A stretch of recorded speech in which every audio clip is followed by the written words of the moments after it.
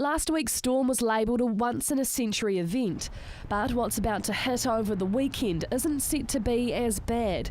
The storm will come from the tail of tropical cyclone Lucy, expected to hit the North Island in the coming hours. It doesn't look like as much compared to the other storm, but we've already had so much rain that the ground is sodden. So, we're looking at some areas that could see between 20 and perhaps 50 millimetres of rain across parts of Canterbury. But the Christchurch City Council aren't taking their chances. So we're preparing ourselves for what could happen over this weekend, and we're working on a worst case scenario. We've very much taken the view after the situation that affected our city last week that we'd rather be over-prepared than under-prepared. The Christchurch City Council held a briefing this afternoon.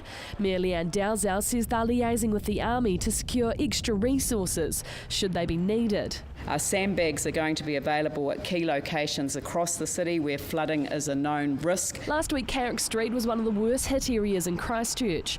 Many of those residents forced to shut the doors on their flood-damaged homes forever.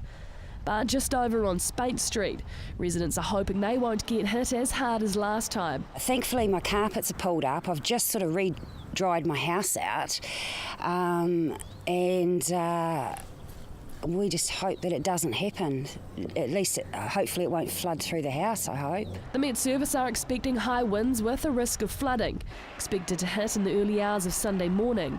It's obviously not a weekend for outdoor plans in places, but of course some parts, particularly northern and eastern areas, could really be under the gun and may need to batten down the hatches. Emma Cropper, CTV News.